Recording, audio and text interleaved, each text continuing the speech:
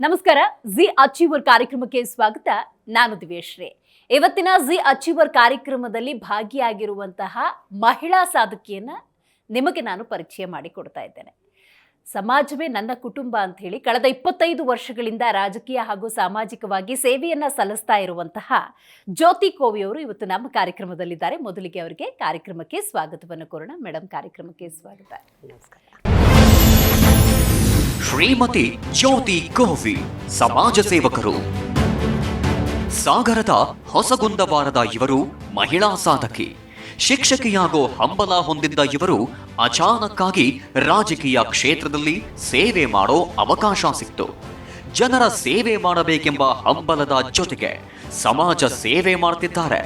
ಕುಟುಂಬದ ಸಹಕಾರದಿಂದ ನಿರಂತರ ಗೆಲುವು ಸಾಧಿಸುತ್ತಿರೋ ಇವರು 3 ಬಾರಿ ಗ್ರಾಮ ಪಂಚಾಯಿತಿಯಲ್ಲಿ ಸ್ಪರ್ಧಿಸಿ ಗೆದ್ದಿದ್ದಾರೆ. ತಾಲೂಕು ಪಂಚಾಯಿತಿ ಅಧ್ಯಕ್ಷರಾಗಿಯೂ ಸೇವೆ ಸಲ್ಲಿಸಿದ್ದಾರೆ.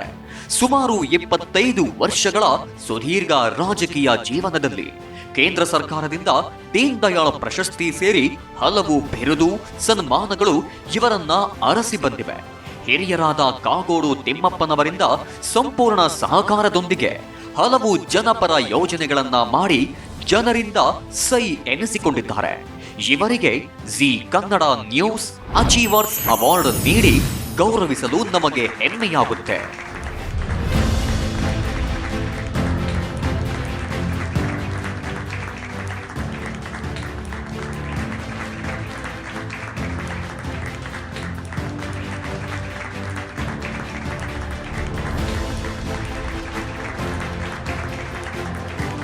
ಸಾಧನೆ ಮಾಡಬೇಕು ಅನ್ನುವಂಥ ಒಂದು ಛಲ ಕನಸಿತ್ತು. ಒಂದಷ್ಟು ಸಮಾಜ ಸೇವೆಯನ್ನು ಮಾಡಬೇಕು, ಬಡವರಿಗೆ ನೆರವಾಗಬೇಕು ಅನ್ನುವಂಥ ಒಂದು ಕನಸಿತ್ತು. ಆ ಕನಸು ಸಂಪೂರ್ಣ ಪ್ರಮಾಣದಲ್ಲಿ ನನಸಾಗದೇ ಇದ್ರೂ ಒಂದಷ್ಟು ಮಾಡಿದ್ದೀನಿ ಅನ್ನುವಂತಹ ಒಂದು ಆತ್ಮತೃಪ್ತಿ ಇದೆ. ಜೊತೆಗೆ ಜಿ ಕನ್ನಡ ವಾಹಿನಿ ನಮ್ಮನ್ನು ಇವತ್ತು ಗುರುತಿಸಿ, ನಾನೊಬ್ಬ ಗ್ರಾಮೀಣ ಭಾಗದ ಮಹಿಳೆ, ನನ್ನನ್ನು ಗುರುತಿಸಿ ಇವತ್ತು ಸನ್ಮಾನಿಸಿರೋದು ಅಂತೂ ತುಂಬಾ ಸಂತೋಷ ಆಗಿದೆ. ಕಳೆದ 25 ವರ್ಷಗಳಿಂದ ರಾಜಕೀಯದಲ್ಲಿ ಸಕ್ರಿಯವಾಗಿ ಹಲವಾರು ಹುದ್ದೆಗಳನ್ನು ಅಲಂಕರಿಸಿ ಸಮಾಜ ಸೇವೆಯಲ್ಲಿ ನಿಮ್ಮನ್ನು ನೀವು ತೊಡಗಿಸ್ಕೊಂಡಿದ್ದೀರಿ. ಒಬ್ಬ ಮಹಿಳೆಯಾಗಿ ರಾಜಕೀಯ ಪ್ರವೇಶ ಅಂದ್ರೆ ಅಷ್ಟು ಸುಲಭದ ಮಾತಿಲ್ಲ.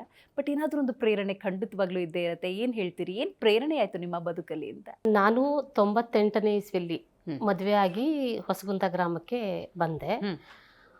99ನಲ್ಲಿ ನನಗೆ ಒಂದು ಹೆಣ್ಣು ಮಗು ಹುಟ್ಟಿತು. 2000ಅಲ್ಲಿ ನಾನಿನ್ನು 4 ತಿಂಗಳು ಬಾಣಂತಿ. ಆಗ ಊರಲ್ಲಿ ಒಂದು ಗ್ರಾಮ ಪಂಚಾಯತಿ ಚುನಾವಣೆ ಬಂತು. ಆ ಚುನಾವಣೆಯಲ್ಲಿ ಮಹಿಳಾ ಮೀಸಲಾತಿ ಬಂತು. ನಮ್ಮ ಕುಟುಂಬದವರೆಲ್ಲ ಸ್ವಲ್ಪ ವಿದ್ಯಾವಂತೆ ಇದೆ, ನೀನು ಸ್ಪರ್ಧೆ ಮಾಡಬೇಕು ಅನ್ನೋದನ್ನ ನನ್ನ ಮುಂದಿಟ್ರು. ಆಗ ನನಗೆ ಭಾಳ ಬೇಜಾರಾಯಿತು. ಇಲ್ಲ, ನಾನು ಹೈಸ್ಕೂಲ್ ಶಿಕ್ಷಕಿಯಾಗಿ ಕನಸು ಕಟ್ಕೊಂಡಿದ್ದೀನಿ, ನಾನು ಯಾವುದಾದ್ರೂ ಶಾಲೆಗೆ ಪಾಠ ಮಾಡ್ಲಿಕ್ಕೆ ಬೇಕಾದರೆ ಹೋಗ್ತೀನಿ, ನನಗೆ ಈ ರಾಜಕಾರಣ ಬೇಡ ಅಂತ ಹೇಳಿದೆ. 1-2 ದಿವಸ ಸಿಟ್ಟು ಮಾಡ್ಕೊಂಡು ಮನೆಯವರು ಯಾರ ಹತ್ರನೂ ಮಾತು ಆಡಿಲ್ಲ. ಕಡೆಗೆ ನಮ್ಮ ಕುಟುಂಬದವರೇ ನನ್ನ ಅಪ್ಲಿಕೇಶನ್ ಫಾರ್ಮಿಗೆ ಜ್ಯೋತಿ ಅಂತ ಸಿಗ್ನೇಚರ್ ಹಾಕಿ ನಾಮಿನೇಷನ್ ಮಾಡಿ ಬಂದರು. ಅನಿವಾರ್ಯವಾಗಿ ಚುನಾವಣೆಯಲ್ಲಿ ಸ್ಪರ್ಧೆ ಮಾಡಬೇಕಾಯ್ತು. ಚುನಾವಣೆಯಲ್ಲಿ ಗೆಲುವು ಸಾಧಿಸಿದೆ. ಕಡೆಗೆ ಗ್ರಾಮ ಪಂಚಾಯತಿ ಉಪಾಧ್ಯಕ್ಷರಾಗಿ ಕೆಲಸ ಮಾಡೋವಂಥ ಒಂದು ಅವಕಾಶ ಬಂತು. ಆರಂಭದಲ್ಲಿ 2.5 ವರ್ಷ ಚೆನ್ನಾಗಿ ಕೆಲಸ ಮಾಡಿದೆ ಅಂತ ಮತ್ತೆ ನನ್ನನ್ನೇ 2.5 ವರ್ಷ ಕಂಟಿನ್ಯೂ ಮಾಡಿದರು. ನೆಕ್ಸ್ಟ್ 2005ನಲ್ಲಿ ಮತ್ತೆ ಚುನಾವಣೆ ಬಂತು. ಮತ್ತೆ ಜನರ ಒತ್ತಾಸೆ ಮೇರೆಗೆ ಮತ್ತೆ ಸ್ಪರ್ಧೆ ಮಾಡಿದೆ. ಆಗ ಅಧ್ಯಕ್ಷ ಆಗುವಂಥ ಅವಕಾಶ ಬಂತು. ಸೊ 2010ನಲ್ಲಿ ಮತ್ತೆ ಚುನಾವಣೆಯಲ್ಲಿ 3ನೇ ಬಾರಿ, ಆಗ ಕೂಡ ಜನ ಒತ್ತಡ ಹಾಕಿದ್ರು, ಮತ್ತೆ ಚುನಾವಣೆಗೆ ಸ್ಪರ್ಧೆ ಮಾಡಿದೆ. 2010ನಲ್ಲಿ 3ನೇ ಬಾರಿ ಗ್ರಾಮ ಪಂಚಾಯತಿಯಲ್ಲಿ ಗೆದ್ದು ಕೇವಲ ಒಂದು 8 ತಿಂಗಳಾಗಿತ್ತು. ಆಗ ತಾಲೂಕ್ ಪಂಚಾಯತಿ ಮತ್ತು ಜಿಲ್ಲಾ ಪಂಚಾಯತ್ ಚುನಾವಣೆಗಳು ಬಂತು. ನಮ್ಮ ನಾಯಕರಾದಂತಹ ಕಾಗೋಡು ತಿಮ್ಮಪ್ಪನವರು ವಿಧಾನಸಭಾ ಸ್ಪೀಕರ್ ಆಗಿ ಕೆಲಸ ಮಾಡಿದಂಥ ಹಿರಿಯ ಮುತ್ಸದ್ದಿ ರಾಜಕಾರಣಿ, ಅವರು ನನ್ನನ್ನು ಕರೆದು ಬಿಟ್ಟು, ನೋಡಮ್ಮ, ನೀನು ತಾಲೂಕ್ ಪಂಚಾಯತಿಗೆ ಸ್ಪರ್ಧೆ ಮಾಡಬೇಕು ಅಂತಂದ್ರು. ನಾನು ಸಾಹೇಬ್ರಿಗೆ ಹೇಳಿದೆ, ಇಲ್ಲ ಸರ್, ಆಗೋದಿಲ್ಲ, ನಾನು 3ನೇ ಬಾರಿ ಜನ ಗೆಲ್ಸಿದ್ದಾರೆ, ಮತ್ತೆ ಪುನಃ ಅದನ್ನು ರಿಸೈನ್ ಮಾಡಿ ಹೋಗೋದು ಅಂದರೆ ತಪ್ಪಾಗುತ್ತೆ. ಸೇವೆ ಎಲ್ಲಿದ್ರು ಮಾಡ್ಬೋದು, ನಾನು ಪಂಚಾಯತಿಯಲ್ಲಿ ಇದ್ದೇ ಮಾಡ್ತೀನಿ ಸರ್, ನಂಗೆ ತಾಲೂಕ್ ಪಂಚಾಯತ್ ಬೇಡ ಅಂದೆ. ಆಗ ಅವರು ಒಂದು ಮಾತು ಹೇಳಿದ್ರು, ಇಲ್ಲಮ್ಮ, ಹೆಣ್ಮಕ್ಳು ವಿದ್ಯಾವಂತರು ಈ ಕ್ಷೇತ್ರಕ್ಕೆ ಬರೋದೇ ತುಂಬಾ ಕಷ್ಟ, ಅಂಥದ್ರಲ್ಲಿ ನೀನು ಬಂದಿದ್ಯಾ, ಅವಕಾಶ ಬಂದರೆ ನೀನು ತಾಲೂಕ್ ಪಂಚಾಯತ್ ಅಧ್ಯಕ್ಷರು ಮಾಡ್ತೀನಿ, ನೀ ಸ್ಪರ್ಧೆ ಮಾಡಬೇಕು ಅಂದರು. ಅವರ ಹಿರಿಯರ ಮಾತನ್ನ ನಾನು ಉಡಾಫೆ ಆಗಿ ತಗೊಳ್ಬಾರ್ದು ಅಂತೇಳಿ, ಆಯ್ತು ಸರ್ ಅಂತೇಳಿ ಒಪ್ಕೊಂಡು ಸ್ಪರ್ಧೆ ಮಾಡಿದೆ. ಸೊ ಅಲ್ಲೂ ಆಯ್ಕೆ ಆದೆ 4ನೇ ಬಾರಿಗೆ. ಆಗ ಒಂದು 20 ತಿಂಗಳು ನನಗೆ ಅಧ್ಯಕ್ಷ ಆಗಿ ಕೆಲಸ ಮಾಡುವಂಥ ಅವಕಾಶ ಬಂತು. ಆಗ ನಾನು ಏನು 3 ಬಾರಿ ಗ್ರಾಮ ಪಂಚಾಯತಿಯಲ್ಲಿ ಜನರ ಕಷ್ಟಗಳನ್ನು ನೋಡಿದ್ದೆ. ಗ್ರಾಮ ಪಂಚಾಯತಿಯಲ್ಲಿ ಅನುದಾನ ಬಹಳ ಕಮ್ಮಿ ಕೆಲಸ ಮಾಡಲಿಕ್ಕೆ. ಒಂದಷ್ಟು ಗುಡಿಸಲು ಮುಕ್ತ ಗ್ರಾಮ ಮಾಡಬೇಕು ಅನ್ನೋದು ನನ್ನ ವೈಯಕ್ತಿಕ ಅಭಿಲಾಷೆ ಇತ್ತು. ಸಾಕಷ್ಟು ಗುಡಿಸಲು ಮನೆ ಇತ್ತು ನಮ್ಮ ಭಾಗದಲ್ಲಿ. ಹಾಗೆಯೇ ತಾಲೂಕ್ ಪಂಚಾಯತಿ ಅಧ್ಯಕ್ಷ ಆದ ಸಂದರ್ಭದಲ್ಲಿ ಸಾಕಷ್ಟು ಮನೆಗಳು ತಾಲೂಕಿಗೆ ಬಂದಾಗ ಗುಡಿಸಲು ಮುಕ್ತ ಗ್ರಾಮ ನಿರ್ಮಾಣ ಆದ್ಯತೆ ಆಗಿತ್ತು. ಜೊತೆಗೆ ಏನಾದರೂ ನಾನು 3 ಬಾರಿ ಗ್ರಾಮ ಪಂಚಾಯತಿಯಲ್ಲಿ ಸ್ಥಳೀಯವಾಗಿ ಜನರ ಕಷ್ಟ ಸುಖಗಳನ್ನು ನೋಡಿದ್ದೆ. ಕುಡಿಯೋ ನೀರಿರ್ಬೋದು, ಶೌಚಾಲಯಗಳಿರ್ಬೋದು, ಮಹಿಳೆಯರ ಸಮಸ್ಯೆಗಳಿರ್ಬೋದು. ಹೌದು, ಇದನ್ನೆಲ್ಲ ತಾಲೂಕ್ ಪಂಚಾಯತಿ ಅಧ್ಯಕ್ಷ ಆದಾಗ ಒಂದಷ್ಟು ಏನಾದ್ರೂ ಬದಲಾವಣೆ ತರಬೇಕು ಅಂತೇಳಿ ಗ್ರಾಮ ಠಾಣದಲ್ಲಿ ವಾಸ ಮಾಡುವಂತಹ ಜನರು ಸಾಕಷ್ಟು 50-60 ವರ್ಷಗಳಿಂದ ಇದ್ರು. ಅವ್ರಿಗೆ ಹಕ್ಕು ಪತ್ರ ಇರಲಿಲ್ಲ. ಸೊ ಅದನ್ನ ರಾಜೀವ್ ಗಾಂಧಿ ಹೌಸಿಂಗ್ ಕಾರ್ಪೊರೇಷನ್ ಜೊತೆ ಕಮ್ಯುನಿಕೇಟ್ ಮಾಡಿ ಕಾಗೋಡು ತಿಮ್ಮಪ್ಪನವರ ಸಹಕಾರದಲ್ಲಿ ನಾನು ಅದನ್ನ ಸುಮಾರು 4,500 ಜನರಿಗೆ ಕೊಡುವಂಥ ಕೆಲಸವನ್ನ ತಾಲೂಕ್ ಪಂಚಾಯತಿ ಕಡೆಯಿಂದ ಮಾಡಿದೆ. ಅಂಥದ್ದೊಂದು ಒಳ್ಳೆ ಅವಕಾಶ ಸಿಕ್ಕಿದ್ದು ನಿಜಕ್ಕೂ ನನಗೆ ತುಂಬ ಒಂದು ಸಂತೋಷದ, ನನ್ನ ರಾಜಕೀಯ ಜೀವನದಲ್ಲಿ ಒಂದು ನನ್ನ ಗುರಿಯನ್ನು ಮುಟ್ಲಿಕ್ಕೆ ಅದು ಸಹಾಯ ಆಯಿತು. ಜೊತೆಗೆ ಈ ಮಹಿಳೆಯರ ಸಮಸ್ಯೆಗಳನ್ನು ನಾನು ಈ ಗ್ರಾಮ ಸಭೆಗಳಲ್ಲಿ ನೋಡಿದ್ದೆ.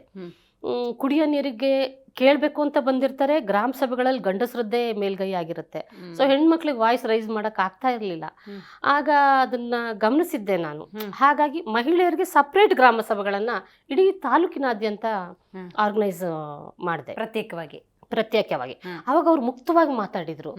ಅವರ ಕುಡಿಯೋ ನೀರಿನ ಸಮಸ್ಯೆ ಬಗ್ಗೆ, ಆಮೇಲೆ ಶೌಚಾಲಯಗಳ ಬಗ್ಗೆ, ಆಮೇಲೆ ಈ ಹೈಸ್ಕೂಲ್ ಹೆಣ್ಮಕ್ಳು ಪೀರಿಯಡ್ಸ್ ಆದ್ರೆ ಅವರಿಗೆ ಶಾಲೆಗಳಲ್ಲಿ ಶೌಚಾಲಯ ಇರ್ತಿರ್ಲಿಲ್ಲ, ಸ್ಯಾನಿಟರಿ ಪ್ಯಾಡ್ಸ್ಗಳ ಬಗ್ಗೆ, ಇಂಥದನ್ನೆಲ್ಲ ಒಂದು ಅವೇರ್ನೆಸ್ ಕೊಡ್ಲಿಕ್ಕೆ, ಮಹಿಳೆಯರ ಸಮಸ್ಯೆಗಳ ಬಗ್ಗೆ, ಮತ್ತೆ ಏನು ಗರ್ಭಕೋಶದ ಕ್ಯಾನ್ಸರ್ ಬಗ್ಗೆ ಅವರಿಗೆ ಅವೇರ್ನೆಸ್ ಕೊಡಲಿಕ್ಕೆ, ಸ್ತನ ಕ್ಯಾನ್ಸರ್ಗಳ ಬಗ್ಗೆ ಡಾಕ್ಟರ್ಗಳನ್ನೆಲ್ಲ ಕರೆಸ್ಬಿಟ್ಟು ಅದೊಂದು ಅವೇರ್ನೆಸ್ ಪ್ರೋಗ್ರಾಮ್ ಥರನೂ ಕೂಡ ಮಾಡಿದೆ.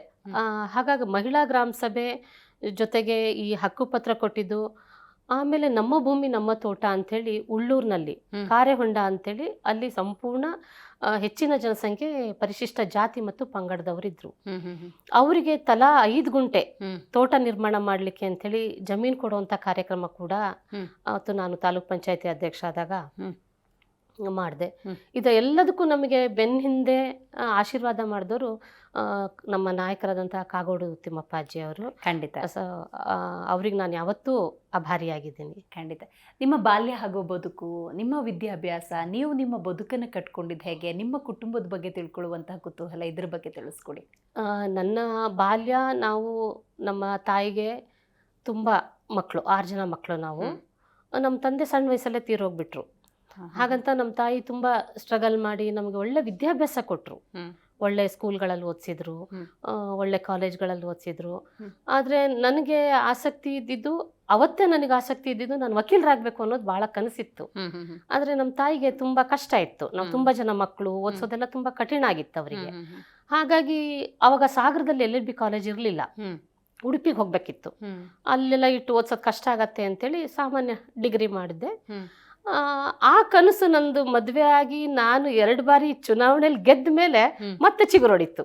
ಇಲ್ಲ, ನಾನು LLB ಮಾಡ್ತೀನಿ ಅಂತ ನನ್ನ ಕುಟುಂಬದವ್ರ ಹತ್ರ ಕೇಳ್ಕೊಂಡಾಗ ಒಪ್ಪಿಗೆ ಕೊಟ್ಟು LLB ಮಾಡಿದೆ.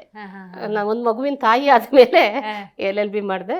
ಸೊ LLB ಪಾಸ್ ಮಾಡಿದೆ. ಪಾಸ್ ಮಾಡಿ ವಕೀಲರಾಗಿ ಕೆಲಸ ಮಾಡಬೇಕು ಅನ್ನೋದು, ಅದು ಯಾಕೆ ಆ ಉತ್ಸಾಹ ಮತ್ತೆ ಚಿಗುರುಡಿತು ಅಂದರೆ, ಸ್ಥಳೀಯವಾಗಿ ಹಳ್ಳಿಗಳಲ್ಲಿ ಪಂಚಾಯತಿಗಳನ್ನು ಮಾಡ್ತಾ ಇದ್ದೆ. ಬೇಲಿ ಜಗಳಗಳಿರ್ಬೋದು, ಸಿವಿಲ್ ಡಿಸ್ಪ್ಯೂಟ್ಸು ತುಂಬ ಬರ್ತಿತ್ತು. ನಾನು ಉಪಾಧ್ಯಕ್ಷ ಆದಾಗ ಈ ಸಾಮಾಜಿಕ ನ್ಯಾಯ ಸಮಿತಿಯ ಅಧ್ಯಕ್ಷ ಕೆಲಸ ಮಾಡಿದೆ. ಆವಾಗ ಕಾನೂನನ್ನು ನಾನು ಇನ್ನೂ ಚೆನ್ನಾಗಿ ತಿಳ್ಕೊಂಡ್ರೆ, ಜನರಿಗೆ ಕೋರ್ಟಿಗೆ ಹೋದ್ರೆ ಏನ್ ಖರ್ಚು, ಟೈಮ್ ವೇಸ್ಟು, ಅದನ್ನು ಸ್ಥಳೀಯವಾಗಿ ನಾವು ಒಂದು ದಿನದಲ್ಲಿ ಬಗೆಹರಿಸಬಹುದಲ್ವಾ. ಅದಕ್ಕೋಸ್ಕರ ಕಾನೂನನ್ನ ಅಭ್ಯಾಸ ಮಾಡಿದೆ. ಅದು ತುಂಬಾ ಈಸಿ ಆಗಿ ಹೋಯ್ತು ನನಗೆ. ರಾಜಕಾರಣದಲ್ಲಿ ನಾನು ಕಾನೂನನ್ನ ಅಭ್ಯಾಸ ಮಾಡಿದ್ದು ಸ್ವಲ್ಪ ಇದು ತಪ್ಪು ಇದು ಸರಿ ಅಂತ ನಿರ್ಭಯವಾಗಿ ಹೇಳಲಿಕ್ಕೊಂದು ಅವಕಾಶ ಆಯ್ತು. ಈಗ ನೋಡಿ, ನೀವು ಶಿಕ್ಷಕರಾಗಬೇಕು ಅಂತ ಆಸೆ ಇಟ್ಕೊಂಡವರು, ವಕೀಲರಾಗಬೇಕು ಅನ್ನುವಂಥ ಮಹದಾಸೆ ಇತ್ತು. ಅಂದರೆ ಒಂದ ಶೈಕ್ಷಣಿಕವಾಗಿ ಮುಂದುವರಿಬಹುದಾಗಿತ್ತು, ಇಲ್ಲ ವಕೀಲಿಕೆ ಮಾಡ್ಕೊಂಡು ಹೋಗ್ಬಹುದಾಗಿತ್ತು. ರಾಜಕೀಯ ಪ್ರವೇಶವನ್ನು ಮಾಡ್ತೀರಿ. ನನಗೆ ಇದರಲ್ಲಿ ಸಿಕ್ಕ ಒಂದು ಇನ್ಫಾರ್ಮೇಷನ್ ಏನು ಅಂತ ಹೇಳಿದ್ರೆ, ಇವತ್ತು ರಾಜಕೀಯ ಅಂದಾಗ ಅದರ ಮಜಲುಗಳು ಬದಲಾಗ್ಬಿಟ್ಟಿದೆ. ಹೌದು. ಆದರೆ ವಿದ್ಯಾವಂತರು ರಾಜಕೀಯಕ್ಕೆ ಬಂದರೆ ಖಂಡಿತವಾಗ್ಲೂ ಅಲ್ಲೊಂದು ಗ್ರಾಮವು, ತಾಲೂಕು ಅಥವಾ ಭಾಗದ ರಾಜ್ಯವೋ, ಕ್ಷೇತ್ರವೋ ಖಂಡಿತ ಅಭಿವೃದ್ಧಿ ಹೊಂದುತ್ತೆ ಅಂತ ಅನ್ಸೋದಿಲ್ವಾ? ವಿದ್ಯಾವಂತರು ರಾಜಕೀಯಕ್ಕೆ ಬರೋದು ಅನಿವಾರ್ಯ ಅಲ್ವಾ? ಖಂಡಿತ ಮೇಡಮ್. ಇದಕ್ಕೊಂದು ಒಳ್ಳೆ ಎಕ್ಸಾಂಪಲ್ ಅನ್ನು ನಾನು ಹೇಳ್ತೀನಿ. ನಾನು 5ನೇ ಬಾರಿ ಮತ್ತೆ ತಾಲೂಕ್ ಪಂಚಾಯತಿಯಲ್ಲಿ ಎಲೆಕ್ಟ್ ಆದೆ. ಆವಾಗ ನನ್ನ ತಲೆಗೆ ಬಂದಿದ್ದು, ನಮ್ಮ ಶಾಲೆಗಳಲ್ಲಿ ಕುಡಿಯೋ ನೀರಿನ ವ್ಯವಸ್ಥೆ ತುಂಬಾ ಕಮ್ಮಿ ಇತ್ತು.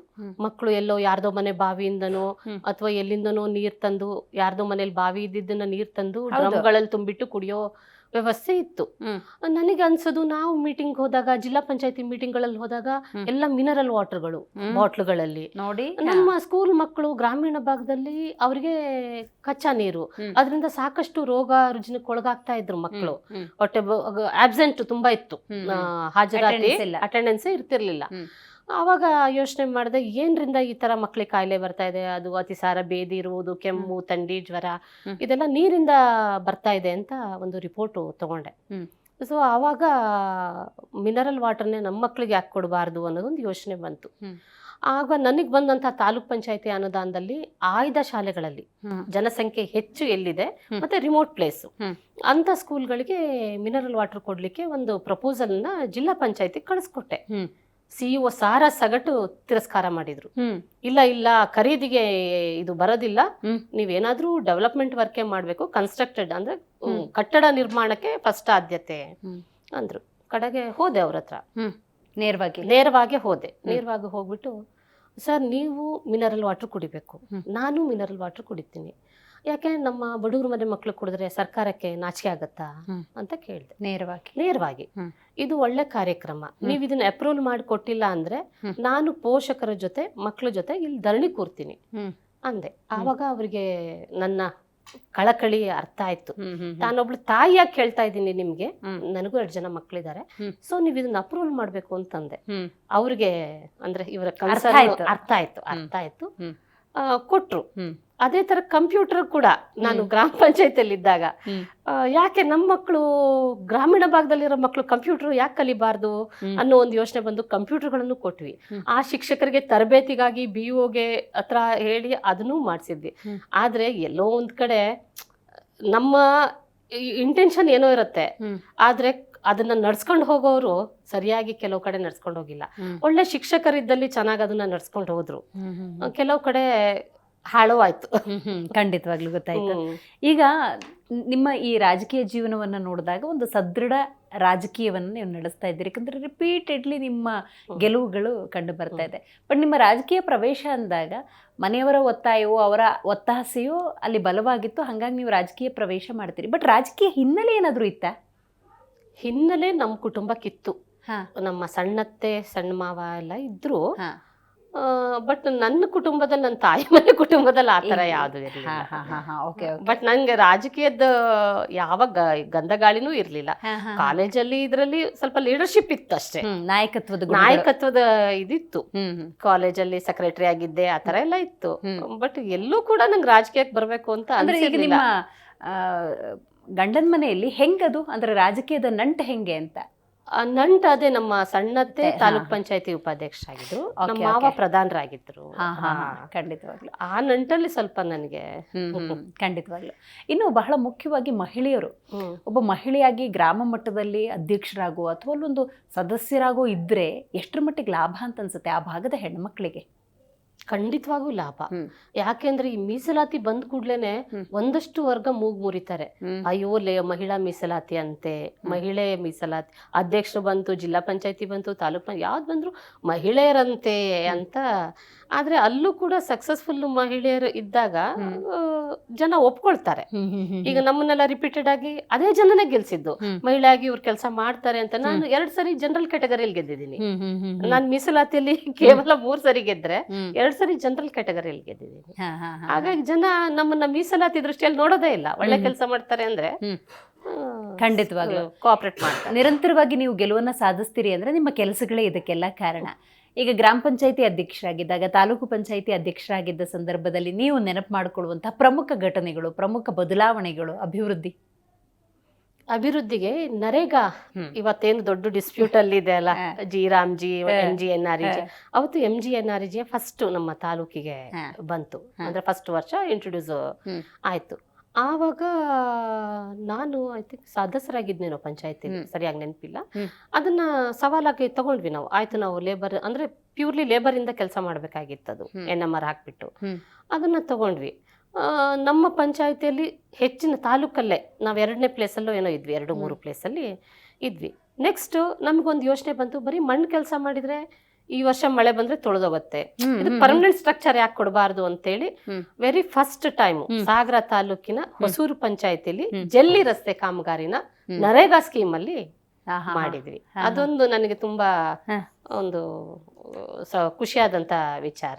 ಈಗ ನಾವು ಆಗ್ಲೇ ಮಾತಾಡ್ತಾ ಇದ್ದಾಗ ಹುಲ್ಲು ಗುಡಿಸಲು ಮುಕ್ತ ಅನ್ನುವಂಥ ಯೋಜನೆ, ಅಂದ್ರೆ ಗುಡಿಸಲಿನ ಗ್ರಾಮ ಇತ್ತ ಅಂದ್ರೆ ಎಷ್ಟು ಪ್ರಮಾಣದಲ್ಲಿತ್ತು, ನೀವೆಷ್ಟು ಬದಲಾವಣೆ ತಂದ್ರಿ? ಇತ್ತು ಮೇಡಮ್. ಈಗ ಏನಾಗತ್ತೆ, ಕೂಡು ಕುಟುಂಬಗಳು ಇರ್ತವೆ ಹಳ್ಳಿನಲ್ಲಿ, ಅವರು ಡಿವೈಡ್ ಆದಾಗ ಅವ್ರಿಗೆ ಅನಿವಾರ್ಯ ಕಚ್ಚಾ ಮನೆಗಳನ್ನು ಮಾಡ್ಕೊಳ್ತಾರೆ. ಮತ್ತೆ ಬಡವರು ಹುಲ್ಗುಡ್ಸ್ಗಳಲ್ಲಿ ಇದ್ರು. ಅವಾಗ ಪಂಚಾಯತಿಗಳಿಗೆ ಕೇವಲ ಒಂದು 10 ಮನೆ 15 ಮನೆ ಈ ತರ ಬರೋದು. ಕುಮಾರಸ್ವಾಮಿ ಅವರು CM ಆದಾಗ 100 ಮನೆಗಳನ್ನು ಕೊಟ್ರು ಪಂಚಾಯತಿಗೆ. ಆವಾಗ ನಂದು ಸ್ಕೂಟಿ ಇತ್ತು. ಆ ಸ್ಕೂಟಿಯಲ್ಲ ನಾವು ಮನೆ ಮನೆಗೆ, ನನ್ನ ಜೊತೆಗೆ ನಾನು ಅಧ್ಯಕ್ಷ ಆಗಿದ್ದೆ, ಉಪಾಧ್ಯಕ್ಷ SR ನಾಗಪ್ಪ ಅಂತ ಅವರಿದ್ರು. ನಾವಿಬ್ರು ಮನೆ ಮನೆಗೆ ಭೇಟಿ ಕೊಟ್ಟು ಯಾರ್ಯಾರ್ದು ಗುಡಿಸ್ಲು ಮನೆ ಅಂತೇಳಿ ಅಲ್ಲೇ ಹೋಗಿ ನೋಡಿ ನಾವು ಆ 100 ಮನೆನೂ ನೀಟಾಗಿ ಹಂಚಿದ್ವಿ. ಅದು ಕೂಡ ನಂಗೆ ಆತ್ಮತೃಪ್ತಿ ಇದೆ. ಖಂಡಿತವಾಗ್ಲು. ಈ ಹಕ್ಕುಪತ್ರ ವಿತರಣೆ ಅದ್ರ ಬಗ್ಗೆ ತಿಳಿಸಿ, ಯಾವ ರೀತಿ ಆಯ್ತು ಅದು ಕಾರ್ಯ ಅಂತ? ಹಕ್ಕುಪತ್ರ ವಿತರಣೆ ಅದೇ 60-70 ವರ್ಷಗಳಿಂದ ಮನೆ ಕಟ್ಕೊಂಡಿದ್ರು, ಅವರಿಗೆ ಒಂದು ಪಟ್ಟ ಹಕ್ಕು ಸಿಕ್ಕಿರ್ಲಿಲ್ಲ. ಗ್ರಾಮ ಠಾಣದಲ್ಲಿ ವಾಸ ಮಾಡೋರಿಗೆ ಹಕ್ಕುಪತ್ರ ಕೊಡುವಂತ ಕೆಲಸ ಗ್ರಾಮ ಪಂಚಾಯತಿ ಅವರು. ಸೊ ಅಲ್ಲೇನಾಗಿತ್ತು ಅಂದ್ರೆ ಕೆಲವು ಅಧ್ಯಕ್ಷಗಳು ವಿದ್ಯಾವಂತರು ಇದ್ದಲ್ಲಿ, ಸ್ವಲ್ಪ ತಿಳುವಳಿಕೆ ಅನುಭವಸ್ಥರು ಇದ್ದಲ್ಲಿ ಅವ್ರಿಗೆ ಮಾಡ್ಬೇಕು ಅನ್ನೋ ಇಚ್ಛೆ ಇತ್ತು. ಬಟ್ ತಾಲೂಕ್ ಪಂಚಾಯತಿಗೂ ಅದಕ್ಕೂ ಕೋಆರ್ಡಿನೇಷನ್ ಇರಲಿಲ್ಲ. ನಾನು ಗ್ರಾಮ ಪಂಚಾಯತಿಯಿಂದನೂ ಆಯ್ಕೆ ಆಗಿ ಹೋಗಿದ್ದಕ್ಕಾಗಿ ನನಗೆ ಗ್ರಾಮ ಪಂಚಾಯತಿ ಸಮಸ್ಯೆಯನ್ನು ತಾಲೂಕ್ ಪಂಚಾಯತಿಯಲ್ಲಿ ಏನ್ ಮಾಡ್ಬೋದು ಅನ್ನೋದು ಚೆನ್ನಾಗಿ ಅರಿವಿತ್ತು. ಹಾಗಾಗಿ ತಕ್ಷಣ ಅದನ್ನ ಕೈಗೆತ್ಕೊಂಡೆ. ಎಲ್ಲಾ PDOಗಳನ್ನ, ಪಂಚಾಯತಿ ಅಧ್ಯಕ್ಷಗಳನ್ನ ಕರೆದು ಪದೇ ಪದೇ ಮೀಟಿಂಗ್ ಮಾಡಿ ಅದೊಂದು ಸರ್ವೆ ಮಾಡಿ ಅದನ್ನೊಂದು ಪಟ್ಟಿ ಮಾಡಿಸ್ಬಿಟ್ಟು ಆ ಬೆನಿಫಿಷಿಯರ್ ಪಟ್ಟಿಯನ್ನ ರಾಜೀವ್ ಗಾಂಧಿ ಹೌಸಿಂಗ್ ಕಾರ್ಪೊರೇಷನ್ಗೆ ಕಳಿಸ್ಕೊಟ್ವಿ. ಸೊ ಅಲ್ಲೂ ಬಂಡಲ್ ಗಟ್ಲೆ ಹಕ್ಕುಪತ್ರಗಳು ಬಿದ್ದಿದೆ. ಬಟ್ ಯಾವ ತಾಲೂಕು ಕೂಡ ಅದನ್ನ ಇಶ್ಯೂ ಮಾಡಕ್ಕೆ ಗಮನ ಹರಿಸ್ಲಿಲ್ಲ. ಇವತ್ತಿಗೂ ಕೂಡ ಇರ್ಬೋದೇನೋ ಗೊತ್ತಿಲ್ಲ. ಕೋಟಿ ಪ್ರಿಂಟ್ ಆಗಿ ಹಕ್ಕುಪತ್ರಗಳು ಬಿದ್ದಿದ್ದಾವೆ.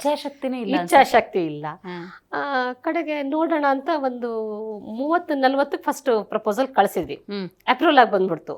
ಖುಷಿ ಆಗೋಯ್ತು. 35 ಪಂಚಾಯತಿಯಿಂದನೂ ಎಲ್ಲ ಲಿಸ್ಟ್ ತರಿಸ್ಬಿಟ್ಟು ಒಂದು 4,500 ಸಾವಿರ ಜನರಿಗೆ ಹಕ್ಕುಪತ್ರಗಳನ್ನು ನಾನೇ ಸ್ವತಃ ಕೈಯಾರೆ ಬರೆದಿದ್ದೀನಿ ಕುತ್ಕೊಂಡು. ನನ್ನ ಜೊತೆಗೆ ನನ್ನ ಕೊಲೀಗ್ಸು, ನನ್ನ ತಮ್ಮಂದ್ರು ಎಲ್ಲ ಸಾಥ್ ಕೊಟ್ರು. ಅಂದ್ರೆ 3 ಕಾಪಿ ಬರಬೇಕಿತ್ತು. ಸ್ವತಃ ನಾವೇ ಬರೆದ್ಬಿಟ್ಟು ಕಾರ್ಯಕ್ರಮ ಮಾಡಿ ಜನರ ಮನೆ ಬಾಗ್ಲಿಗೆ ಹೋಗಿ ಹಕ್ಕುಪತ್ರಗಳನ್ನು ಕೊಟ್ಟು ಬಂದ್ವಿ. ಹೇಗಿರುತ್ತೆ ಆ ಮೂಮೆಂಟ್ ಅಲ್ಲಿ ಜನಸಾಮಾನ್ಯರ ಭಾವನೆಗಳು? ತುಂಬಾ ಸಂತೋಷ ಪಟ್ರು, ಖುಷಿ ಪಟ್ರು. ಯಾವುದೇ ಕೇವಲ 200 ರೂಪಾಯಿ ಅಂದ್ರೆ ಒಂದು ಸ್ಕ್ಯಾನಿಂಗ್ ಚಾರ್ಜ್, ಅದನ್ನ ರಿಜಿಸ್ಟರ್ ಮಾಡಿ ಕೊಟ್ಟಿದ್ದೀವಿ. ಸೊ ಸ್ಕ್ಯಾನಿಂಗ್ ಚಾರ್ಜು, ಇದ್ರ ಚಾರ್ಜ್ ಗೌರ್ಮೆಂಟ್ ಫೀನೇ 110 ರೂಪಾಯಿ ಇತ್ತು. ಆಮೇಲೆ ಅದನ್ನ ಲ್ಯಾಮಿನೇಷನ್ ಮಾಡಿ ಕೊಟ್ಟಿದ್ದಕ್ಕೆ ಅದಕ್ಕೆ 10 ರೂಪಾಯಿ ಚಾರ್ಜ್ ಮಾಡಿ ಟೋಟಲ್ ಒಂದು 200 ರೂಪಾಯಿ ಒಂದು ಬೆನಿಫಿಷಿಯರಿಂದ ಕಲೆಕ್ಟ್ ಮಾಡಿಬಿಟ್ಟು ಮಾಡಿದ್ವಿ. ಅದರಲ್ಲಿ ನಂಗೆ ನನ್ನ ವಿರೋಧ ಪಕ್ಷದವರು, ಅಧ್ಯಕ್ಷ ನೀವು 200 ರೂಪಾಯಿ ಕಲೆಕ್ಟ್ ಮಾಡಿದಿರಿ, ಭ್ರಷ್ಟಾಚಾರ ಆಗಿದೆ ಅಂದ್ರು. ಆಮೇಲೆ ಲೆಕ್ಕ ಕೊಟ್ಟೆ, ನೋಡಿ ಈ ತರ ಇದಕ್ಕೆ ಖರ್ಚಾಗಿದೆ, ಸರ್ಕಾರ ಕಟ್ಟಿದ ರಸೀದಿ ಇದೆ ಅಂದಾಗ ಒಪ್ಕೊಂಡ್ರು ಅವರು ಕೂಡ. ಖಂಡಿತವಾಗ್ಲೂ. ಶಿಕ್ಷಣ ಕ್ಷೇತ್ರಕ್ಕೆ ನಿಮ್ಮ ಕೊಡುಗೆ ಬಗ್ಗೆ ಹೇಳಿ. ಶಿಕ್ಷಣ ಕ್ಷೇತ್ರಕ್ಕೆ ಮೇಡಮ್, ಸ್ಕೂಲ್ಗಳನ್ನ ಅಪ್ಗ್ರೇಡ್ ಮಾಡಬೇಕು ಅನ್ನೋದು ಬಹಳ ಕನಸಿತ್ತು. ಆದ್ರೆ ನನಗೆ ಸಿಕ್ಕಂತ ಹುದ್ದೆ ಸ್ವಲ್ಪ ಸಣ್ಣದೆ. ಅನುದಾನದ ವಿಚಾರ ಅಂತ ಬಂದಾಗ ಜಿಲ್ಲಾ ಪಂಚಾಯತಿ ಕಂಪೇರ್ ಮಾಡಿದ್ರೆ ತಾಲೂಕ್ ಪಂಚಾಯತಿಗಳಿಗೆ ತುಂಬಾನೇ ಅನುದಾನ ಕಡಿಮೆ. ಹಾಗಾಗಿ ಇದ್ದ ಅನುದಾನನ ಬಳಸ್ಕೊಂಡು, ಬೇರೆ ಬೇರೆ ನಾಯಕರುಗಳ ಅನುದಾನಗಳನ್ನು ಬಳಸ್ಕೊಂಡು ಅದನ್ನ ಅಪ್ಗ್ರೇಡ್ ಮಾಡಬೇಕಾಗಿತ್ತು. ಬಿಸಿ ಊಟ ಇಂಟ್ರೊಡ್ಯೂಸ್ ಆಗಿತ್ತು ನಾವೆಲ್ಲ ಪಂಚಾಯತಿಯಲ್ಲಿದ್ದಾಗ. ಅದಕ್ಕೆ ಬೇಕಾದ ಕಟ್ಟಡಗಳು ಅದನ್ನೆಲ್ಲ ನೀಟಾಗಿ ಮಾಡಿಸಿದ್ವಿ. ಆಮೇಲೆ ಬಿಸಿ ಊಟ ಇಂಟ್ರೊಡ್ಯೂಸ್ ಆದಾಗ ಸರ್ಕಾರ ಈಗೇನು ಸಿಜಿಗೆ ತರಕಾರಿಗೆ ಅದೆಲ್ಲ ಹಣ ಕೊಡ್ತಿದೆ, ಅವತ್ತು ಏನು ಕೊಟ್ಟಿರ್ಲಿಲ್ಲ. ನಮ್ಮ ಮನೆಗಳಿಂದನೇ ತರಕಾರಿ, ಮನೆಗಳಿಂದನೇ ಕಾಯಿ ಇದ್ದವ್ರ ಮನೆಯಲ್ಲಿ ಹೋಗಿ ಕಾಯಿಗಳನ್ನು ಕಲೆಕ್ಟ್ ಮಾಡಿ ಮಕ್ಳು ಊಟಕ್ಕೆ. ಆಮೇಲೆ ಗ್ಯಾಸ್ ಕೊಟ್ಟಿರ್ಲಿಲ್ಲ, ಕಟ್ಟಿಗೆಯನ್ನು ಸಮೇತ ಮನೆಯಿಂದ ಎಲ್ಲ ಒಟ್ಟು ಮಾಡಿ ಇಂಡಿಪೆಂಡೆನ್ಸ್ ಡೇಗೆ ಹೋಳಿಗೆ ಊಟ ಮಾಡಿಸಿದ್ವಿ. ನೋಡಿ, ಸರ್ಕಾರದಿಂದ ಯಾವುದೇ ಅನುದಾನ ಇರಲಿಲ್ಲ. ಇಂಟ್ರೊಡ್ಯೂಸ್ ಮಾಡಿದ್ರು, ಅಕ್ಕಿ ಮತ್ತೆ ಬೇಳೆ ಏನು ಬಂದಿತ್ತಷ್ಟೇ. ಮಕ್ಕಳಿಗೆ ಇಂಡಿಪೆಂಡೆನ್ಸ್ ಡೇಗೆ ನಾವು ಹೋಳಿಗೆ ಊಟನ SDMC ಅವ್ರ ಸಹಕಾರದಲ್ಲಿ ಮಾಡಿಸಿದ್ವಿ. ಅದೊಂದು ಒಳ್ಳೆ ನೆನಪಿದೆ. ಖಂಡಿತ. ನಿಮ್ಮ ವ್ಯಾಪ್ತಿಯಲ್ಲಿ ಅಂದ್ರೆ ಗ್ರಾಮ ತಾಲೂಕು ಅಂದಾಗ ಲಿಮಿಟೆಡ್ ಅಂತಾನೆ ಹೇಳ್ಬೋದು. ಅಂದ್ರೆ ಬೇಕಾದಷ್ಟು ಅಭಿವೃದ್ಧಿ ಆಗಬೇಕು, ಅನುದಾನದ ಕೊರತೆ ಡೆಫಿನೆಟ್ಲಿ ಇದ್ದೇ ಇರುತ್ತೆ. ಆದ್ರೂ ಕೂಡ ಗ್ರಾಮಗಳ ನಡುವೆ ಸಂಪರ್ಕ ಆಗಬೇಕು, ರಸ್ತೆಗಳಾಗಬೇಕು, ಬರುವಂತ ಶಾಸಕರಿಗೆ ಅದನ್ನ ನೆನಪು ಮಾಡ್ತಾ ಇರಬೇಕು. ಇದ್ರ ಬಗ್ಗೆ ಹೇಳಿ. ನನಗೆ ಹೆಚ್ಚಿನ ಇದು ಕಾಗೋಡು ತಿಮ್ಮಪ್ಪನವ್ರು ಸೋತಾಗೆ ನಾವು ಅಧಿಕಾರದಲ್ಲಿದ್ವಿ ಜಾಸ್ತಿ. ಅವರು ಗೆದ್ದಾಗ ಒಂದ್ 5 ವರ್ಷ ಸಿಕ್ಕಿದ್ರು.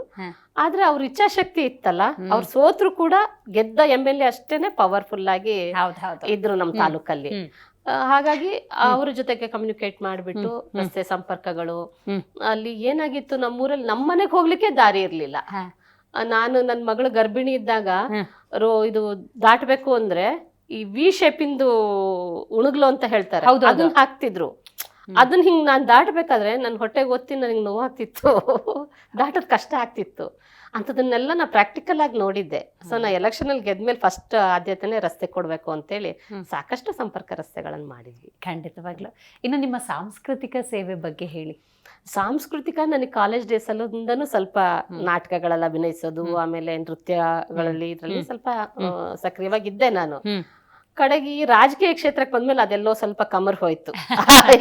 ಈ ಲೀಡರ್ಶಿಪ್ ಕ್ವಾಲಿಟಿ ಜಾಸ್ತಿ ಆಗ್ತಾ ಹೋಗಿ ಅದು. ಆಮೇಲೆ ವಕೀಲರಾಗಿ ಬಂದ್ಮೇಲೆ ವಕೀಲರ ಸಂಘದಲ್ಲಿ ಒಂದಿಷ್ಟು ಮಹಿಳಾ ವಕೀಲರ ತಂಡ ಕಟ್ಕೊಂಡು ಡೊಳ್ಳು ಕುಣಿತ, ಲಂಬಾಣಿ ಕುಣಿತ, ಇತ್ತೀಚೆಗೆ ಯಕ್ಷಗಾನ, ಈ ತರದ್ದೆಲ್ಲ ಒಂದೊಂದು ವರ್ಷ ಒಂದೊಂದು ಡಿಫ್ರೆಂಟ್ ಇದನ್ನ. ಈ ಹೆಂಗು ಮಹಿಳಾ ದಿನಾಚರಣೆ ಅಂತ ಪ್ರತಿ ಮಾರ್ಚ್ ಅಲ್ಲಿ ಆಚರಣೆ ಮಾಡ್ತಾರೆ, ಅದನ್ನೆಲ್ಲ ಈ ಮಹಿಳಾ ಗ್ರಾಮ ಸಭೆ ಅಂತ ಮಾಡ್ತಿದ್ರಲ್ಲ, ಅಲ್ಲೆಲ್ಲಾನು ಕಾರ್ಯಕ್ರಮಗಳನ್ನ ಮಾಡ್ತಾ ಇದ್ರ? ಮಾಡಿದ್ವಿ. ನಾನೇ ರಿಸೋರ್ಸ್ ಪರ್ಸನ್, ನಾನೇ ಸ್ಪೀಚ್ ಕೊಡ್ತೆ, ಕಾನೂನಿನ ಬಗ್ಗೆ ಅರಿವು ಮೂಡಿಸ್ತಿದ್ವಿ. ಆಮೇಲೆ ಸ್ವಲ್ಪ ಈ ಸ್ವಚ್ಛತೆ ಬಗ್ಗೆ ಈ ತರದ್ದೆಲ್ಲ ಅರಿವು ಮೂಡಿಸಿದ್ವಿ. ಕಾನೂನು ನೆರವು ಶಿಬಿರಗಳಲ್ಲಿ ತುಂಬಾ ಭಾಗವಹಿಸಿದ್ದೀನಿ ನಾನು. ನಿಮ್ ಅಂದ್ರೆ ನಾಯಕತ್ವದ ಗುಣ ಇದೆ, ಶೈಕ್ಷಣಿಕವಾಗಿ ಒಬ್ಬ ಶಿಕ್ಷಕರಾಗಿರ್ಬೇಕು ಅನ್ನುವ ಭಾವನೆ ಇತ್ತು, ವಕೀಲಿಕೆ ಕೂಡ ನಿಮ್ಗೆ ಅಂದ್ರೆ ನೀವು ಓದ್ಕೊಂಡಿದ್ರಿ. ಈ ಸಣ್ಣ ಪುಟ್ಟ ಸಮಸ್ಯೆಗಳು ಅಂದಾಗ ಕೋರ್ಟ್ವರೆಗೂ ಹೋಗ್ಬೇಕು, ಪೊಲೀಸ್ ಸ್ಟೇಷನ್ ಅನ್ನೋದು ಇಲ್ಲೇ ಇತ್ಯರ್ಥ ಆಗ್ತಿದೆ ಅಂದಾಗ ಜನರ ಭಾವನೆಗಳು ಹೆಂಗಿತ್ತು? ಮೇಡಮ್ ನಿಮ್ಮಿಂದ ಉಪಕಾರ ಆಯ್ತು, ಈ ತರದ್ ಇರ್ತಿತ್ತ? ಹೆಂಗೆ ಇರ್ತಿತ್ತು. ಎಷ್ಟೋ ಇದು ಕೇಸ್ಗಳಲ್ಲಿ ನಾನು ಅದನ್ನ ನನ್ನ ಚೇಂಬರ್ ಅಲ್ಲೇ ಕೂರಿಸ್ಬಿಟ್ಟು ಬಗೆಹರಿಸ್ಕೊಟ್ಟಾಗ ಕೋರ್ಟಿಗೆ ಹೋಗಿದ್ರೆ ಇದು 16 ವರ್ಷ ಅಲ್ದಾಡ್ಬೇಕಾಗಿತ್ತು, ನಮ್ಗೆ ಈಸಿಯಾಗಿ ನ್ಯಾಯ ಸಿಕ್ತು ಅನ್ನೋದು ತುಂಬಾ ಇದೆ ಭಾವನೆ. ಅನಿವಾರ್ಯ ಆಗಿದ್ದನ್ನ ಕೇಸ್ಗಳು ನಡೆಸಲೇಬೇಕಾಗತ್ತೆ. ಈಗ ಸಮಾಜ ಇವತ್ತು ಬೇರೆ ದಿಕ್ಕನತ್ತ ಹೋಗ್ತಿದೆ. ಇವತ್ತು ದುಶ್ಚಟಗಳಿರ್ಬೋದು, ಹೆಣ್ಣು ಮಕ್ಕಳ ಮೇಲೆ ಆಗುವಂತ ಶೋಷಣೆಗಳಿರ್ಬೋದು, ಗ್ರಾಮೀಣ ಭಾಗದಲ್ಲಿ ಹೆಂಗಿದೆ ಅಂತ ಹೇಳಿ ಈ ಪೋಕ್ಸೋ ಕೇಸ್ ಎಲ್ಲ ಹ್ಯಾಂಡಲ್ ಮಾಡಿದ ಸಿಚುವೇಶನ್ಸ್ ಇದೆಯಾ? ಇದೆ ಮೇಡಮ್, ಇದೆ, ತುಂಬಾ ಇದೆ. ಪೋಕ್ಸೋದಲ್ಲಿ ಸುಮಾರು ಒಂದು 7-8 ಕೇಸ್ಗಳನ್ನ ನಾನು ನೋಡಿದ್ದೀನಿ. ಮಕ್ಕಳನ್ನ ಕೌನ್ಸಿಲಿಂಗ್ ಮಾಡಿದ್ದೀನಿ. ಒಂದು ಪುಟ್ಟ ಮಗುವಿನ ಒಂದು 5 ವರ್ಷದ ಹೆಣ್ಮಗಳು, ಅವ್ರ ತಾಯಿ ನಂತರ ಕರ್ಕೊಂಬಂದ್ಲು, ಮೇಡಮ್ ನನ್ನ ಮಗಳ ಮೇಲೆ ಅತ್ಯಾಚಾರ ಆಗೋಗಿದೆ ಅಂತ. ನನಗೆ ಒಂದ್ಸರಿ ಗಾಬರಿ ಆಯ್ತು. ಯಾರು ಇಲ್ಲ, ಹೌದು ಹೀಗೆ ಪಕ್ಕದ ಮನೆಯವರು, 70 years old. ಪಕ್ಕದ ಮನೆ ಅಂದಾಗ ಬೇರೆ ಬೇರೆ ದ್ವೇಷಗಳಿರ್ಬೋದೇನೋ ಅಂತ ನಾನು ಸ್ವಲ್ಪ ಯೋಚನೆ ಮಾಡಿದೆ, ಇದೇನೋ ಅಂತ. ಆದ್ರೂ ಒಬ್ಬ ತಾಯಿ ಹಿಂಗೆ ಹೇಳ್ತಿದ್ದಾಳೆ ಅಂದ್ರೆ ನೋಡೋಣ ಅಂತೇಳಿ ಆ ಮಗುವನ್ನ ಗೌರ್ಮೆಂಟ್ ಹಾಸ್ಪಿಟ್ಲು ಲೇಡಿ ಡಾಕ್ಟರ್ ಇದ್ರು, ಅವ್ರಿಗೆ ರೆಫರ್ ಮಾಡಿದೆ. ನೋಡಿ ಸ್ವಲ್ಪ ಈ ಮಗುವಿನ ಮೇಲೆ ಈ ತರ ಆಗಿದೆ, ಲೈಂಗಿಕ ದೌರ್ಜನ್ಯ ಆಗಿದೆ ಅಂತ ತಾಯಿ ಹೇಳ್ತಾ ಇದ್ದಾಳೆ, ನನ್ಗೆ ಯಾಕೋ ಸ್ವಲ್ಪ ಅನುಮಾನ ಇದೆ ಈ ವಿಚಾರದಲ್ಲಿ ಅಂತ. ನೋಡಿದಾಗ ರಿಪೀಟೆಡ್ಲಿ ಅತ್ಯಾಚಾರ ಆಗಿತ್ತು ಆ ಮಗುವಿನ ಮೇಲೆ. ಕಡೆಗೆ ಕಂಪ್ಲೇಂಟು ಆಯಿತು, ಪನಿಷ್ಮೆಂಟು ಆಯಿತು. ಖಂಡಿತವಾಗ್ಲು ಈ ಥರದ್ದೆಲ್ಲ. ಆಮೇಲೆ ಕೆಲವೊಂದು ಏನಾಗುತ್ತೆ, ಈ ಮಕ್ಕಳು ಮೊಬೈಲು ಮತ್ತೆ ಮೊಬೈಲ್ನಲ್ಲಿ ಬರುವಂಥ ಅಶ್ಲೀಲ ಚಿತ್ರಗಳನ್ನು ನೋಡೋದ್ರಿಂದ ಅವ್ರಿಗೆ ಅವರ ಹಾರ್ಮೋನ್ಸ್ಗಳು ವೇರಿಯೇಷನ್ಸ್ ಇರೋದ್ರಿಂದ ಸಾಕಷ್ಟು ಈಗ ಪೋಕ್ಸೋ ಕೇಸ್ಗಳು ನಮ್ಮ ಶಿವಮೊಗ್ಗ ಜಿಲ್ಲೆಯಲ್ಲಿ ತುಂಬಾನೇ ಆಗ್ತಾ ಇದೆ. ಅದು ಕಡಿವಾಣ ಹಾಕೋದು ಎಲ್ಲ ಪೊಲೀಸ್ ಇಲಾಖೆ ಪ್ರಯತ್ನ ಪಡ್ತಾ ಇದೆ. ಮಹಿಳಾ ಆಯೋಗ ಮೊನ್ನೆ ಅಧ್ಯಕ್ಷರು ಬಂದು ಹೋದ್ರು, ಮಾಡ್ತಾ ಇದ್ದಾರೆ. ಆದ್ರೆ ಪೇರೆಂಟ್ಸು ಕೂಡ ಅದನ್ನು ಕಂಟ್ರೋಲ್ ಮಾಡ್ಲಿಕ್ಕೆ ಕಷ್ಟ ಆಗ್ತಾ ಇದೆ. ಮಕ್ಕಳಿಗೆ ಮೊಬೈಲ್ ಅಡಿಕ್ಷನ್ ತುಂಬಾ ಆಗಿದೆ. ಬಿಲೋ 18 ಏನಿದ್ದಾರೆ ತುಂಬಾ ತಪ್ಪಿಟ್ಟಿದೆ. ಹೌದು, ಆಗ್ತಾ ಇದೆ. ಇದೆಲ್ಲದ್ರ ನಡುವೆ ನಿಮ್ಮ ಕುಟುಂಬದ ಸಹಕಾರ, ಈಗ 25 ವರ್ಷಗಳಿಂದ ಇಷ್ಟು ದೊಡ್ಡ ಜರ್ನಿಯನ್ನು ನೀವು ಮಾಡಿದ್ದೀರಿ ಅಂತ ಹೇಳಿದ್ರೆ, ನಿಮ್ಮ ಕುಟುಂಬ ನಿಮ್ ಬೆನ್ನಿಗೆ ನಿಂತ್ಕೊಂಡಿರುತ್ತೆ, ಇದ್ರ ಬಗ್ಗೆ ಹೇಳಿ. ಇದ್ದಾರೆ. ಫಸ್ಟ್ ನನ್ನ ಸಣ್ಣ ಮಾವ, ಅವರು ನಾರಾಯಣಪ್ಪ ಅಂತ ಹೇಳಿ, ಅವರು ಫಸ್ಟ್ ನನ್ನನ್ನ ಇಲ್ಲ ಜ್ಯೋತಿ ಗ್ರಾಮ ಪಂಚಾಯತಿ ಸ್ಪರ್ಧೆ ಮಾಡ್ಬೋದು ಅಂತ ಪ್ರೇರಣೆ ಮಾಡಿದವರು. ಬಟ್ ಅವ್ರ ಪ್ರೇರಣೆ ಒಪ್ಕೊಂಡಿರ್ಲಿಲ್ಲ ನಾನು. ಆಮೇಲೆ ನಮ್ಮ ಅತ್ತೆ ಮಾವ ಕೂಡ, ನಮ್ಮ ಅತ್ತೆಯವರು ಈಗ ಏಜ್ಡ್, ಸುಮಾರು ಒಂದು 75 ವರ್ಷ ಅವರಿಗೆ. ಈಗ್ಲೂ ನಾನು ಯಾವ್ದಾದ್ರು ಪಂಚಾಯತಿ ಮಾಡಿ ಬಂದ್ರೆ ಏನಾಯ್ತು, ಏನ್ ತೀರ್ಪು ಹೇಳಿ ಬಂದಿ ನೀನು, ಏನ್ ಸೆಟ್ಲ್ಮೆಂಟ್ ಮಾಡ್ಕೊಟ್ಟಿ ಅಂತ ಈಗ್ಲೂ ಆಸಕ್ತಿಯಿಂದ ಕೇಳ್ತಾರೆ. ಎಲ್ಲರದ್ದು ಸಹಕಾರ ಇದೆ. ಈಗ ನೋಡಿ, 25 ವರ್ಷಗಳ ಈ ಜರ್ನಿಯಲ್ಲಿ ನಿಮ್ ಜೊತೆ ನಾನು ಇಷ್ಟು ತನಕ ಮಾತಾಡಿದಾಗ ನಿಮ್ಗೊಂದು ದೇವೋದ್ದೇಶ ಇತ್ತು. ಅದರ ಗುರಿಯನ್ನು ನೀವು ತಲುಪುವಂತ ನಿಟ್ಟಿನಲ್ಲಿ ಗ್ರಾಮವನ್ನ ನೀವು ಅರಿತು ಅನುಭವಕ್ಕೆ ತಗೊಂಡು ಅಲ್ಲಿ ಬದಲಾವಣೆ ತರಬೇಕು ಅನ್ನುವಂತ ಇಚ್ಛಾಶಕ್ತಿ ಬಲವಾಗಿದೆ. ಆ ನಿಟ್ಟಿನಲ್ಲಿ ಮಾಡ್ಕೊಂಡು ಹೋಗ್ತಾ ಇದ್ದೀರಿ. ಆದ್ರೂ ಬರ್ತವೆ ಟೀಕೆ ಟಿಪ್ಪಣಿಗಳು, ಏನೋ ಬೇರೆ ಮಾಡ್ತಿದ್ದಾರೆ, ಈ ತರದೆಲ್ಲ ಮಾತುಗಳು ಕೇಳಿ ಬಂದಾಗ ಏನ್ ಅನ್ಸುತ್ತೆ ನಿಮ್ಗೆ? ಇಲ್ಲ, ತುಂಬಾ ನೋವಾಗ್ತಿತ್ತು. ವಿರೋಧಿಗಳದೊಂದು ದೊಡ್ಡ ಪಡನೆ ಇತ್ತು, ಎಲೆಕ್ಷನ್ ಅಲ್ಲಿ ಸೋಲ್ಸ್ಬೇಕು, ಇವಳು ವಿದ್ಯಾವಂತೆ ಅಂತ ಅಹಂಕಾರ ಪಡ್ತಾಳೆ, ಆ ತರದೆಲ್ಲ ಬಂತು. ಬಟ್ ನನ್ ಭ್ರಷ್ಟಾಚಾರ ಇರ್ಲಿಲ್ಲ, ಹಾಗಾಗಿ ನಾನು ಯಾರಿಗೂ ಕೇರ್ ಮಾಡೋ ಪ್ರಶ್ನೆನೇ ಬರ್ಲಿಲ್ಲ. ಹೌದು, ನಾನು ಯಾರಿಂದನೂ ಸಿಂಗಲ್ ಎನ್ಪಿನೂ ಎಕ್ಸ್ಪೆಕ್ಟ್ ಮಾಡ್ತಿರ್ಲಿಲ್ಲ. ಸೊ ಅದ್ರ ಅವಶ್ಯಕತೆನೂ ಇರ್ಲಿಲ್ಲ. ನನ್ ಮಾವ ನನ್ ಫಸ್ಟ್ ಕಳಿಸ್ಬೇಕಾದ್ರೆ ಹೇಳಿದ್ರು, ನೀನ್ ಸಾಧ್ಯ ಆದ್ರೆ ನಮ್ಮನೆ ದುಡ್ಡು ಬೇಕಾದ್ರೆ ಹೋಗಿ ಖರ್ಚು ಮಾಡ್ಕೊಂಬ, ಅಲ್ಲಿಂದ ₹1 ನಮ್ ಸಂಸಾರಕ್ಕೆ ತರದ್ ಬೇಡ ಅನ್ನೋದನ್ನ, ಅದು ಸ್ವಲ್ಪ ನನ್ ಗಮನದಲ್ಲೂ ಇತ್ತು. ಹಾಗಾಗಿ ಏನೇ ಟೀಕೆ ಟಿಪ್ಪಣಿಗಳು ಬಂದ್ರು ನಾನು ಫೇಸ್ ಮಾಡಿದೆ. ಒಂದ್ ಬಾರಿ ನನ್ನ ಅಧ್ಯಕ್ಷ ಆಗ್ಲಿಕ್ಕೆ ಕೊಡ್ಲಿಲ್ಲ ನಮ್ ಸದಸ್ಯರೇ, ಸಪೋರ್ಟೇ ಮಾಡ್ಲಿಲ್ಲ. ಕಡೆಗೆ 2ನೇ ಬಾರಿಗೆ ಮತ್ತೆ ಎಲ್ಲ ಸಪೋರ್ಟ್ ಮಾಡಿದ್ರು. ನೀವು ಈ ಜರ್ನಿಯ ನೆನಪು ಮಾಡ್ಕೊಂಡ್ರೆ ಒಂದು ಆತ್ಮತೃಪ್ತಿ ಅನ್ನೋದಿದ್ಯಾ? ಖಂಡಿತ ಇದೆ. ನನಗೆ 2016 14 ಮತ್ತೆ 14-15 ಸಾಲಿನಲ್ಲಿ ಉತ್ತಮ ಪಂಚಾಯತಿ, ತಾಲೂಕ್ ಪಂಚಾಯತಿ ಅಂತೇಳಿ ಕೇಂದ್ರ ಸರ್ಕಾರದ ಒಂದು ಅವಾರ್ಡ್, ಅದು ದೀನ ದಯಾಳ್ ಉಪಾಧ್ಯಾಯ ಅಂತೇಳಿ ಲಕ್ನೋದಲ್ಲಿ. ಆಕ್ಚುಲಿ ಮೋದಿ ಅವರೇ ಬಂದು ಅದನ್ನ ಆನರ್ ಮಾಡ್ಬೇಕಾಗಿತ್ತು. ಅದೇನೋ ಕಾರಣಕ್ಕಾಗಿ ಅವ್ರು ಬರ್ಲಿಲ್ಲ. ಯೋಗಿ ಆದಿತ್ಯನಾಥ್ ಅವರು ಆನರ್ ಮಾಡಿ 25 ಲಕ್ಷ ಅನುದಾನ ಮತ್ತು ಸ್ಮರಣಿಕೆ ಎರಡನ್ನು ಕೊಟ್ಟಿದ್ರು. ನೋಡಿ, ಇಂತಹ ಪ್ರಶಸ್ತಿಗಳು ನಿಮ್ಮ ಜವಾಬ್ದಾರಿನ ಜಾಸ್ತಿ ಮಾಡುತ್ತೆ. ಇನ್ನೂ ಮಾಡಬೇಕು, ಸಮಾಜಕ್ಕೆ ಏನಾದರೂ ಕೊಡುಗೆ ಕೊಡಬೇಕು ಅನ್ನುವಂಥ ಭಾವನೆಯನ್ನ ಹುಟ್ಟು ಹಾಕೋದಿಲ್ವಾ? ಇತ್ತು ಮೇಡಮ್. ಆದ್ರೆ ಇವತ್ತಿನ ರಾಜಕೀಯ ಸ್ಥಿತಿಗತಿ ತುಂಬಾನೇ ಬದಲಾಗಿದೆ. ಹೆಣ್ಮಕ್ಳು ಒಂದ್ ಹಂತದ ತನಕ ಓಕೆ, ಜನರಿಂದ ಆಯ್ಕೆ ಆಗೋದಕ್ಕೆ ನಮ್ಗೆ ಏನು ಸಮಸ್ಯೆ ಇಲ್ಲ. ಜನ ನಮ್ಮನ್ನ ಗುರುತಿಸ್ತಾರೆ, ಪ್ರೋತ್ಸಾಹಿಸ್ತಾರೆ, ಸಪೋರ್ಟ್ ಮಾಡ್ತಾರೆ, ನಮ್ಮನ್ನ ಆಯ್ಕೆ ಮಾಡ್ತಾರೆ. ಜನರಿಂದ ಆಯ್ಕೆ ಆಗ್ಲಿಕ್ಕೆ ತೊಂದರೆ ಇಲ್ಲ. ಬಟ್ ಈ ನಾವು ಹೆಚ್ಚಿನ ಪೋಸ್ಟ್ಗಳಿಗೆ ಹೋಗ್ಬೇಕು ಅಂತಾದ್ರೆ ನಾಯಕರುಗಳು ನಮ್ಮ ಪರವಾಗಿರ್ಬೇಕು. ಇಲ್ಲಿ ಏನೋ ಒಂದು ಅವ್ರ ಸಂಬಂಧಿಕರು, ಯಾರೋ ಲೀಡರ್ ಹೆಂಡತಿ, ಈ ತರದವ್ರನ್ನ ಗುರುತಿಸಿ ಅವಕಾಶ ಕೊಡ್ತಾರೆ. ಹಂಗಾಗಿ ನಾವೆಲ್ಲ ಇನ್ನೂ ಕೂಡ ತಾಲೂಕ್ ಪಂಚಾಯತಿ, ಇನ್ನು ಗ್ರಾಮ ಪಂಚಾಯತಿ ಇಲ್ಲೇ ಇದೀವಿ. ಇನ್ನು ಮೇಲ್ಮಟ್ಟಕ್ಕೆ ಹೋಗಕ್ ಆಗ್ಲಿಲ್ಲ. ಖಂಡಿತವಾಗ್ಲೂ. ಎಂದಾದ್ರೂ ನೀವು ಯೋಚನೆ ಮಾಡಿದಾಗ ನಾನು ವಕೀಲಿಕೆ ಮಾಡ್ಕೊಂಡು ಹೋಗಿದ್ರೆ ಚೆನ್ನಾಗಿತ್ತು, ಇಲ್ಲ ಶಿಕ್ಷಣ ಕ್ಷೇತ್ರಕ್ಕೆ ಹೋಗ್ಬೇಕಾಗಿತ್ತು, ರಾಜಕೀಯ ಬೇಡವಾಗಿತ್ತು ಅಂತ ಅನ್ಸಿದ್ಯಾ? ಅನ್ಸಿದೆ ಮೇಡಮ್, ಅನ್ಸಿದೆ. ನಮ್ ಯೋಗ್ಯತೆಗೆ ಸರಿಯಾದಂತ ಸ್ಥಾನಮಾನ ಸಿಗದಿದ್ದಾಗ ತುಂಬಾ ಫೀಲ್ ಆಗಿದೆ. ನಾನು ಎಲ್ಲೂ ಕೂಡ ನನ್ನ ರೆಸ್ಯೂಮ್ ಅನ್ನು ತಗೊಂಡೋಗಿ ನನಗೆ ಈ ಪೋಸ್ಟ್ ಕೊಡಿ, ಆ ಪೋಸ್ಟ್ ಕೊಡಿ ಅಂತ ಯಾವತ್ತೂ ಕೇಳಲಿಲ್ಲ.